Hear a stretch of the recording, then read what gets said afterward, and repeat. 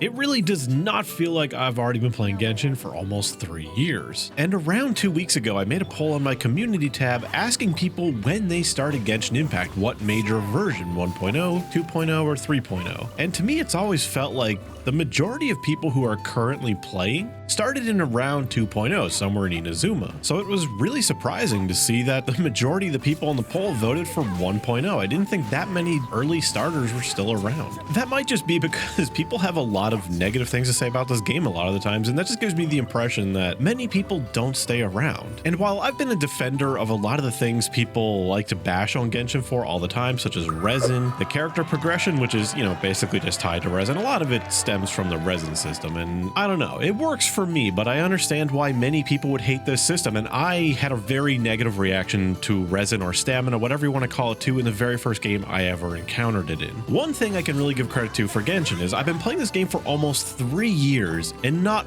once have I ever missed daily commissions. And it's not because I have some unhealthy attachment to the game. You see a lot of people when you give advice like, oh, don't let your resin cap, or some people say, oh, like, don't stress out about it, don't take it too seriously, don't turn it into a toxic relationship with the game where it's controlling your life and it becomes a chore. And that might be true for some people, but I don't complete my dailies and stuff every day because I feel like I need to. It's because I want to. It's been a very long time since I've played a game as consistently as I've played Genshin over the past few years, having never missed a day and always doing at least the bare minimum. It honestly might have been like 2003 or something when I first started playing MapleStory, and maybe after that, maybe when Wrath of the Lich King for World of Warcraft came out. One of the reasons why I've continued to play Genshin so much is not because I'm a content creator. I decided to make content for this game of all the games I could have chosen because I liked it so much. The real reason is because Genshin can be whatever I want it to be, really. A lot of people complain that they don't have enough to do, they get bored, they're just waiting for the next patch, and that is true to an extent. There's not a lot the game actually gives you to do. You kind of have to make some stuff for you to do. Whether that be farming artifacts every day or doing an elite farming route that I've obviously done a guide for in the past and I still love to do, I can do that stuff if I want to, or I can just log in, do my dailies, maybe do whatever event is relevant for the time, and I can be done with Genshin in a half hour if I want, which I think is a really good spot to be in for a game. I don't think every game should be like this. I would be quite sad if every game was like this, but I think it's good that Genshin is. People with really busy lives have a game that they can play and not feel like they're perpetually just not doing enough or not keeping up with their friends. Genshin is just this really good game that can fill basically whatever time slot I want it to fill. There are still times where something like a new Monster Hunter will come out where I don't even feel like doing my dailies on Genshin, but I'll still do it because I'm like, oh, it takes like 10 minutes on my day. It's not a big deal. And that's only because extra stuff I enjoy, like farming elites and whatnot, just can't compare with my favorite game franchise, Monster Hunter, or even a new major update for another game I play like Warframe or MapleStory. Honkai Star Rail is reminding me of starting Genshin quite a bit because a lot of the stuff I really like is there, I really enjoyed building up my artifacts for the first time ever, and I even still enjoy optimizing them now, but it's obviously not as fun when you're getting upgrades all the time. I like trying to get my world level up. I like unlocking the next tier of difficulties. All of that is really fun, and that's what made Genshin so exciting in the beginning. I know time gating really annoys people. People don't like it as a mechanic. They just want to do whatever they want to do as much as they want to do it. The thing for me is I know that if resin didn't exist and the game wasn't changing anyway, just say we cut resin out. Everything that costs resin, you can do it as much as you want. As many times as you can do it in 24 hours, that's it. I wouldn't be playing the game still. You see, I really enjoy doing the things that are going above and beyond in Genshin. Things like elite farming and farming artifacts. Those are two prime examples of a free-to-play activity that anybody can do, and it gets you extra resources. It is nowhere near as valuable as spending resin as far as, time spent for reward. And that's one of the reasons why I think a lot of people just look at these activities and they say, why would I do this? Why would I ever do this? It's a waste of time. I see where people come from when they say that kind of stuff. It's not for everybody. That's a really grindy activity that's quite time consuming for relatively not a major reward. I mean, you could kill 400 of the 600 Mora elites and you could walk away with 240k, but you need a group of friends to do that, and it's a pretty big time investment. Now, I don't even go that hardcore with it. I've never gone so far as to grab a group of people and do that kind of route. I just farm what I can in my own world, and I'm happy that the progress that I'm getting is meaning something. I am earning more experience than other players. I'm getting more than other players, which is part of the reason why I always have so much Mora. And that's the kind of stuff that I enjoy. And I understand not a lot of people do. But back in 1.0 when I started, and honestly probably up until halfway through Inazuma, I did that stuff stuff every day. I did my artifact route on time. I did elite farming every day. I did my mining every day I could, you know, every time the magic ore would respawn. Honestly, it's been so long since I mined, I don't even remember definitively what the spawn rates are, but that stuff used to be burned into my brain. I still know the route in my mind. I just don't exactly remember when I did it. Hell, I even used to go to places like Mondstadt every day and farm the Philanimo mushrooms just because like maybe someone will use these one day, and I remember how painful it was farming them for Glee. And that early on in Genshin's lifespan, that's really all you could do. There wasn't a lot of the activities that we've gotten over the years. You know, we got the teapot, which a lot of people, they may not be interested in it, and it is a very painfully limited feature that I wish they would expand upon and improve it. And please, for the love of God, remove the load limit so I can actually do what I want. Then we've even gotten more ways to interact with the open world once we've explored it. You know, you can go fish, you can catch animals, farm the wood for the teapot, and this isn't even counting just how much the world has changed. You know, there's a lot of times where I go back to the older areas, like some of the areas in Liyue or Mondstadt, and they do feel a little bit empty, but they also feel just nice to go back to. It's like, whoa, I haven't seen this area in maybe over a year. I haven't been here. While I love the newer areas like Sumeru or the Chasm or even Inazuma so much more than Liyue and Mondstadt because I just find them to be more fleshed out, more full of life, it's still really nice to go back to these areas.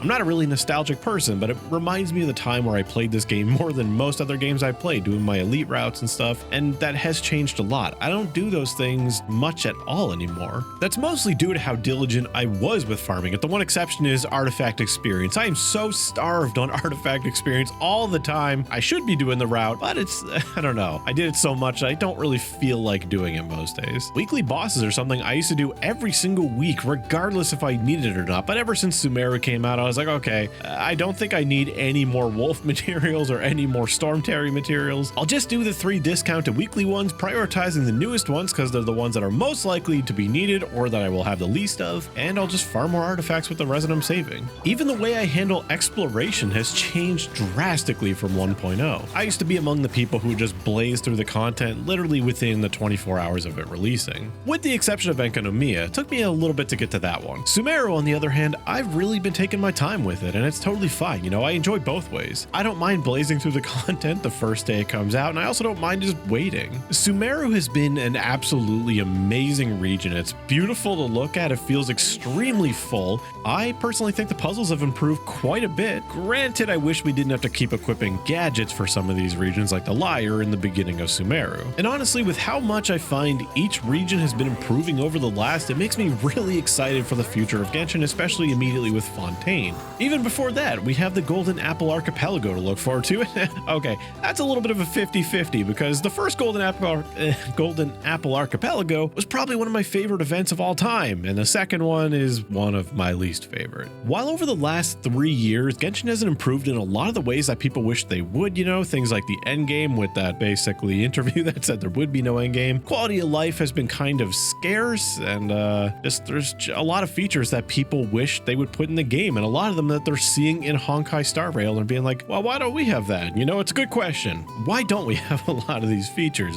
It can be frustrating for people. But despite that, I feel like character kits for new characters have been becoming way more innovative than they have in the past. The new regions have been drastically improved over the last, even no matter how much you may hate collecting all the Aranaras or traversing all the caves in Sumeru, I think you have to admit that the effort that went into this region is amazing. Even the music that has always been top-notch in Genshin manages to keep getting better all the time. Whether that just be recency bias or not, I think the music in Sumeru is the best that we've seen. Even the events are getting way better. The ones that are mostly gameplay focused, I find the games they're centered around are way more enjoyable than ones of the past. The dialogue ones are far more enjoyable in my opinion. That'll probably vary wildly from person to person just based on what region's characters and cast they like the most. I generally like Sumeru's more, and that's probably why. Star Rail is really the major reason why I'm making this video. In a lot of ways, it's like starting Genshin all over again. The content creator space is in a very similar place where everyone's very happy, everyone's making very positive videos about it. Just reminding me of the time when Genshin started to flip to be more negative. Everybody's probably watched a creator that either abandoned the game entirely for another game or just, you know, makes a video saying, I'm quitting Genshin Impact, and the next day they're making a video hyped up about a character being announced. And then, you know, that cycle will repeat itself many times and to the point where people just don't believe it and just ends up being a kind of negative experience. There are those who just need to accept that they either need to take a break to continue enjoying something that they enjoy because they're burnt out, or they need to come to terms with the fact that the game isn't what they want it to be, and it probably never will be. There have been those who want the game to become more like an MMO where you can basically be productive for as many hours as you can be awake in the day, and for the game to become enjoyable for someone like that, it may make it less enjoyable for someone like myself. And while I don't believe Genshin is perfect, far from it, it has a lot of flaws and a lot of things I wish it would improve on, some very, very serious problems. I still love it. You know, I've accepted that some of these things will probably never change, and that's fine. There's not a single live service game I have ever played that I can't say something negative about. I hope that you enjoyed this more laid-back style of video, especially with so many people talking about how nice Honkai Star Rail is, or on the flip end, how sad it will be when it ends up turning out just like Genshin, even though I kind of like how Genshin turned out, as hot of a take as that may be to say these days. Again, not complacent with everything. I definitely have my problems, and you'll hear about them soon enough. However, they do not take away from my enjoyment of the game. I mean, it's okay, some of them may make me enjoy the game a little bit less, but I still enjoy the game, bottom line. I also enjoy my members, my patrons. They're the best, and thank you to you for watching, and you know, just enjoy the game. Have fun. Attaboy!